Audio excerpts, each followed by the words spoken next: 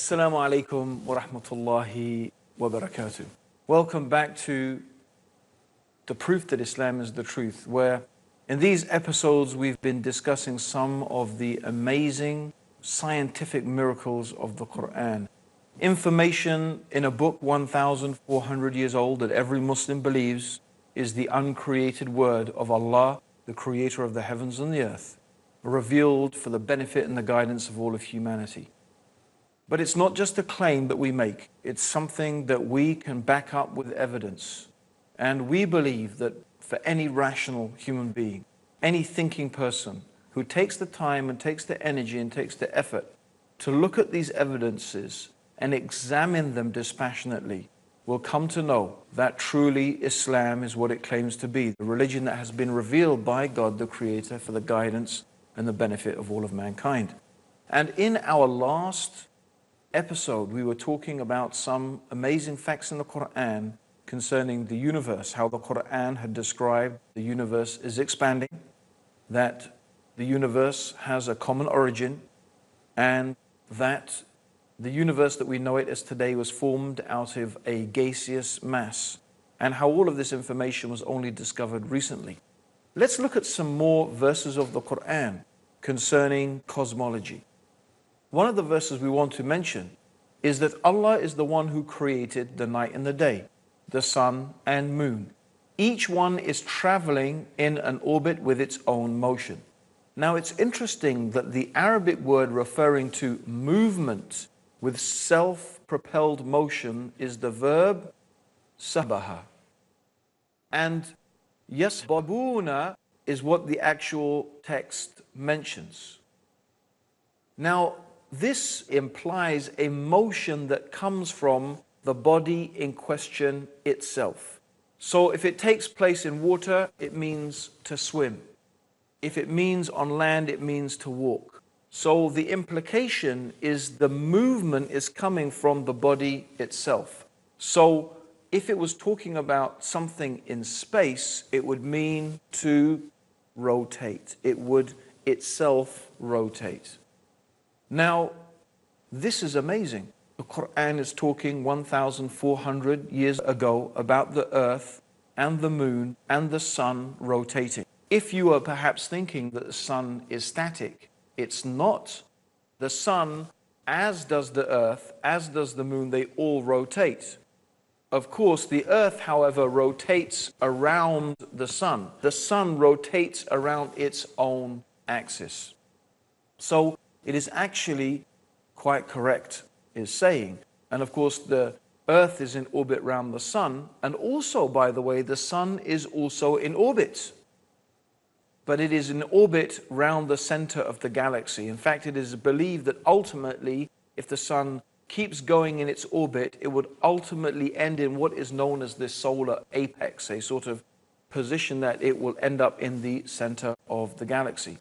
So what we find here is that the Qur'an is talking about things that no one could really know this information 1,400 years ago. It is scientifically accurate.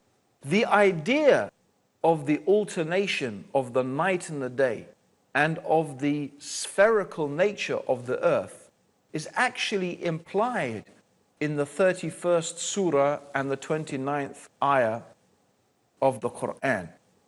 Have you not seen how Allah merges the night into the day and the day into the night? And in another verse, the 39th chapter, in the 5th ayah or the 5th verse, the Qur'an mentions He coils the night upon the day and He coils the day upon the night. And this word that is used in the Qur'an in the original Arabic is kawarra. Kawarra, in its original meaning, means the action of coiling a turban around your head. Coiling a turban. So it describes kawarra, how the night and the day coils one round the other. And you can find that description of the interpenetration of one sector by another is expressed in the Qur'an just as if the concept of the earth's roundness had already been conceived at the time. which is, except for a few, there were a few philosophers who had theorized that the earth was round, but it was not really a generally accepted idea. But it is something that is implied in the Qur'an, and certainly we can gather this today from our present day knowledge. It's a very another interesting aspect that in one place in the Qur'an, the word that is used to describe the shape of the earth is the same word that is used to describe the egg of the ostrich. Now, looking at this globe, for example, you may imagine that the earth is completely spherical. But in reality, that is not the case. The earth is slightly misshaped. It is not a perfect sphere. And in fact, slightly elongated, rather like an ostrich egg. So it is incredible also that the Qur'an is describing that shape of the earth. At least this is a possible interpretation of those verses. Certainly we can say that none of these things actually contradict present modern scientific knowledge. In fact, if you think about it, if we were only to bring a book 1,400 years old and you were to find absolutely no contradictions, and I don't mean here to say that the Qur'an affirms anything. Let's say it doesn't affirm any scientific knowledge. Let's say it didn't even preempt any scientific knowledge. Let's say there was nothing special in the Qur'an, which of course is not the case because I've spent a couple of episodes showing you exactly how amazing the Qur'an is when it talks about aspects of the universe and the world in which we live. But let's just say those things were not there. Let's just say there was nothing that contradicted present day knowledge. That itself alone would be remarkable. Because the superstitions and the beliefs that people had 1,400 years ago were remarkable. For example, the ancient Greeks believed that the Milky Way is the band of stars that you can see in the sky. In fact, it constitutes our galaxy.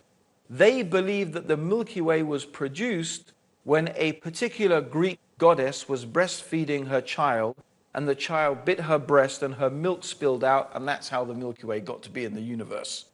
That's their legend of how the Milky Way came to be there. Of course, today we probably all had a good laugh at that and how totally ridiculous it is. How come the Qur'an does not have any stories like that? How come the Qur'an does not have any fantastical descriptions of the origin of the universe and the earth? We find it doesn't. We find that what it says can be perfectly, easily, and sensibly reconciled with modern scientific knowledge. No. Indeed, many of the verses preempt what scientists have discovered today. Don't go away. We've got more for you in the next part of the proof that Islam is the truth after the break.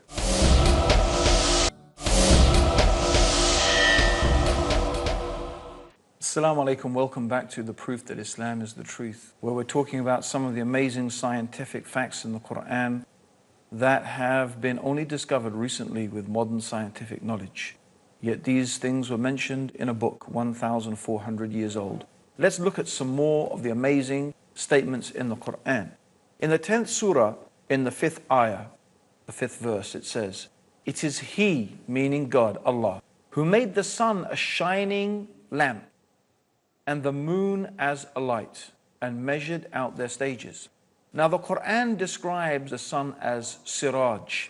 Now the word siraj means torch, means it's something that generates its own heat and light. Whereas the moon is described as a nur. Now a nur means a light that is originating from another source. And of course this is the correct understanding. The moon reflects the light of the sun. It's common knowledge today, but not necessarily so in the time of the Prophet Muhammad. Let's see what one of the respected cosmologists and scientists in the field of astronomy had to say when he was shown some of the statements in the Qur'an concerning his field of expertise. Professor Yoshidi Kusan, who's the director of the Tokyo Observatory in Tokyo in Japan, and this is what he said: I say, I am very much impressed by finding true astronomical facts in the Qur'an. And for us modern astronomers who have been studying a very small piece of the universe, we have concentrated our efforts for understanding that very small part. Because by using telescopes, we can only see a very few parts of the sky without thinking about the whole universe. So by reading the Qur'an and by answering to questions, I think I can find my future way for investigating the universe. What he's saying is that the one who is writing the Qur'an, the one who is revealing the Qur'an, the one who is speaking the words of the Qur'an, is talking as if he is looking at the whole universe together, as opposed to the scientist who concentrates on observing this bit or that bit of the universe, which is what most astronomers do. Who is it that sees the whole universe altogether? Who is it who sees all things in all places in all times, except Allah, the Mighty, the Wise? So these are some of the amazing scientific facts, and we're going to move on also to another area that particularly interested me, because when I was at school, one of the subjects that I studied was geography, and a sub-subject of that was, of course, geology. And I do remember when I first read the Qur'an 20 years ago, and it was reading the Qur'an that motivated me to embrace Islam. One of the things that stuck in my head, and I remember it until today, was coming across the descriptions in the Qur'an of mountains. So let's go through some of the things the Qur'an says about mountains. For example, in the 78th surah, in verses 6 to 7, Allah says, have we not made the earth an expanse and the mountains stakes? The word that is used here is otad. Otad, meaning stake, is like the peg of the tent. So the peg of the tent goes into the ground. It holds the rope that holds the tent. So you have a small part of the peg sticking up from the ground, but the majority of the peg is inside the ground. The Qur'an also says in the 31st surah, or the 31st chapter, in the 10th verse, and Allah has cast into the mountains, standing firm, so that it does not shake with you. Now today, with modern sonar technology, they have been able to bounce sound waves down through the Earth's crust. And according to the different rates at which the sound waves are reflected back and are measured, they can tell the different density of the Earth's crust as opposed to what is hard and what is soft, what is from the crust and what is from the magma. And what they have discovered with this technology is exactly what the Qur'an was saying 1,400 years ago, that the mountains have roots. The mountains, like the peg of the tent, not only do they go above the earth's surface, the mountains go deeply into the earth's core. And they act, it has been theorized, as stabilizers. They help to stabilize the earth's surface. And there's two ways in which they do that. Number one, because the earth is composed of tectonic plates. The crust of the earth is actually made of different plates. And it is the movement of these plates that causes earthquakes. When these plates move against each other, the friction of that movement causes earthquakes. And that's also what they think how continental drift has happened. Originally, they believe all the continents were one continent, and then because of plate tectonics, it moved. But the Qur'an is saying is the mountains act as stabilizers. They help to stabilize the earth's crust. And this is something that has actually been theorized by modern geologists. There's another way in which the mountains may act as a stabilizing factor, and that is to do with the rotation. Maybe if you try and spin something, you will find that if it is not really spherical, it will start to rotate, and then it will start to wobble out of shape. And it is possible that the mountains actually act as a counterbalance to keep the Earth's rotation smooth. I do stress, of course, that these are theories, but it is very interesting what the Qur'an is saying 1,400 years ago, and that it seems to be preempting the ideas and the knowledge that is being produced by modern day science. Certainly, it is a fact that is established that the mountains have roots, and the Qur'an is saying that the mountains are like autad, the pegs of a tent. So this is a remarkable scientific fact. It's one I remember sticking in my mind when I first read the Qur'an about 20 years ago. So these are one of the remarkable things. Also, the Qur'an mentions some aspects of animal and plant life. For example, the 16th chapter of the Qur'an is called Surah An-Nahl, which means the surah of the bee. And one of the aspects of the Qur'an in this surah, it is talking about the bee. And it's very interesting that the word that is used in the Qur'an for the bee that flies around gathering honey or gathering the nectar for the honey, it is used in the female form. The gender that it is used is feminine.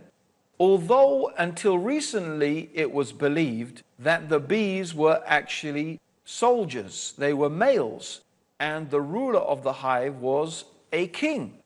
But as it happens, in fact, we know that the bees are indeed female, and they are owned, or they are headed by a queen. That's why we say the queen bee. It's also true that the Qur'an mentions that plants have different genders, and the winds are a means of fertilization for the plants. So in the 15th chapter of the Qur'an, in the 22nd verse, it says that we, meaning Allah the Creator, this is the we of nobility. Does not mean there is more than one God, of course. It is we in the sense that royalty uses the term we. It's a sense of honor and nobility.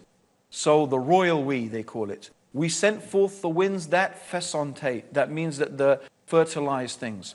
These are all recently discovered things. Also, we find the Greek philosopher Democritus, who lived from 460 to 361 BC. He advanced the theory that matter was composed of tiny indivisible particles called atoms. And they believed that this was the base upon which all of things were made, and there was nothing smaller than the atom. However, modern science has discovered that atom is in fact divisible, and the atom has been split, and the atom itself is composed of smaller elements.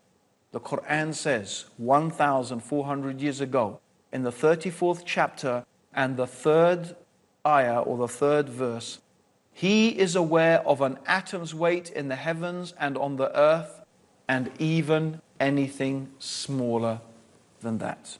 Meaning there is something smaller than an atom, and Allah, God, is aware of it, every single thing. There's another thing I want to mention. God mentions in the Qur'an some amazing things about the human beings, and one of the things is about our nerves. Here is a very frightening and terrifying passage of the Qur'an. It's mentioned in the 75th chapter in ayahs 3 to 4.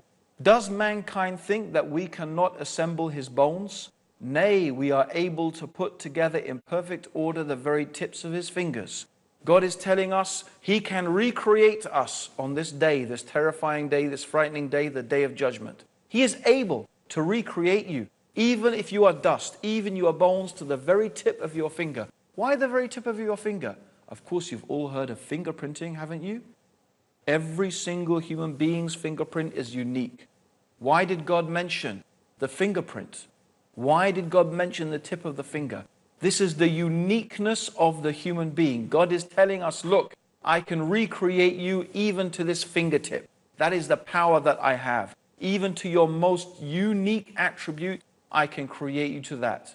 Be mindful, be careful. I will create you again on the day of judgment, and I will judge you and ask you about every single thing that you have done.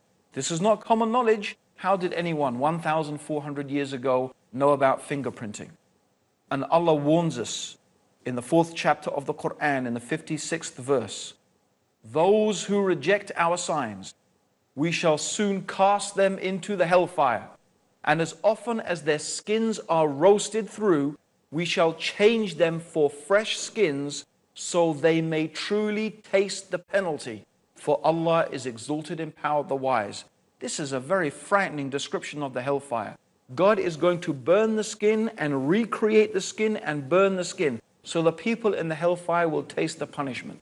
Why is the Qur'an saying that? It has only recently been known and discovered that when the skin is burnt, a person does not feel any pain. That's why when a person suffers severe burns, a doctor will prick the skin to see if the person feels pain. If he feels pain, there are still nerve receptors left. If he does not, that means his skin has been so badly burnt, he cannot feel pain. So if God put people in the hellfire and the hell burnt their skins, after that they will not feel the pain. So Allah is going to recreate the skin again, so they will keep on tasting the punishment. It is a very severe warning from the one who has created you. He knows you better than you know yourself. And He is warning you in His book of His knowledge and His ability, that if you do not believe in Him and follow His guidance, see what is waiting for those people who reject the faith. My dear listeners, we have only one more thing we want to mention. The tree of Zakum, which will be the food of sinners, and it will be like boiling oil that will boil in their bellies, like the boiling of scalding water. Taste this, Allah says in the Qur'an. Verily you are pretending to be the mighty, the generous. Look at those arrogant people pretending to be mighty, pretending to be generous, but taste the tree of Zakum that will boil in your belly. And it says they will drink a water that cuts their bowels to pieces. It is very interesting that thermal receptors are not present in the intestines, but it is in the bowels. And the contents and the receptors in the bowels are highly sensitive. It's a very, very sensitive area, and that is where pain is initiated. It's not a common knowledge 1,400 years ago, but it is a fact that is mentioned in the Qur'an as a stark warning to all those people who reject faith in God. God has combined the scientific facts with the severe warnings of those who disbelieve in Him. Our invitation is to invite you to His mercy, to His guidance and His forgiveness by accepting these truths, the proof that Islam is the truth. Join us in the next episode for some amazing prophecies of the Prophet Muhammad and the Qur'an. And until then, may God's peace and blessings and guidance be with you. Assalamu alaikum wa rahmatullahi wa barakatuh.